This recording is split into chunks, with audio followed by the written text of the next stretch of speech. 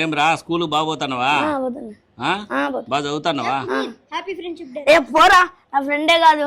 ఏంద్రా అంత సీరియస్ గా నా ఫ్రెండే కాదంటాను వాడు వచ్చి హ్యాపీ ఫ్రెండ్షిప్ డే చెప్తాడు. చూడండి అంకుల్, పొద్దున్న నుంచి 3 సార్లు హ్యాపీ ఫ్రెండ్షిప్ డే అని చెప్పినా గానీ తింటానే ఉన్నాడు అంకుల్ పొద్దున్న నుంచి. పోరా నువ్వు నా ఫ్రెండ్ ఎప్పటికీ కాదు.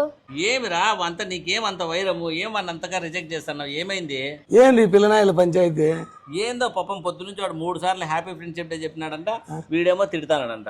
ఏమైందిరా? అంకుల్ వాడు నా పెన్ ఇరుక్కున్నాడు అంకుల్. వాడు అంకుల్ అది ఆల్రెడీ ఇరిగిపోయింది అంకుల్. నేను ఇట్లా అంటేనే ఇరిగిపోయింది అంకుల్. సారీ చెప్పినా కానీ నేను రాదు అంకుల్. ఏమో పెన్నులనేకి ఇరిగిపోతుంటాయి. సారీ కూడా చెప్పినా కూడా మళ్ళా కొట్లాడుతున్నావు. అబ్బా ఈరోజు పెన్ ఇరుక్కున్నాడు, రేపు కాలు ఇరుక్కొడతాడు. నేను ఊరినే ఉండాలా? నేను నీ ఫ్రెండ్ రా, ఎందుకు ఇరుక్కొడతాను రా కాలు? ఇప్పుడు పెన్ ఇరుక్కొట్టలేదు మళ్ళీ కాలు ఎట్లా ఇరుక్కొడతానని అడుగుతాను. సారీ రా, మీరన్నా చెప్పండి అంకుల్. రేయ్ పోనీలేరా, సారీ చెప్తాన్నాడు కదా, చేతులు కలపండి. రేపు పోరా, నువ్వు వద్దు నీ సారీ వద్దు. పిట్ట కొంచెం కూత కనమని నీకు చాలా పౌరుషం ఉందే. మొన్న నీకు జ్వరం వచ్చినప్పుడు హోంవర్క్ చేసిస్తున్నాను కదరా. చూడరా వాడు రా నిజమైన ఫ్రెండ్ అంటే. నీకు కాలు నొప్పిస్తా అంటే 2 రోజులు బ్యాగ్ మోసుకొని వచ్చినాను కదరా. కష్టంలో ఉన్నప్పుడు ఆదుకుండేవాడే నా ఫ్రెండ్ అంటే. మంచి ఫ్రెండ్షిప్ వాడు, మంచి ఫ్రెండ్. తీసుకో చేయగలపా, కలుపు పట్టుకో. ఫ్రెండ్షిప్ చెప్పు. Happy friendship day.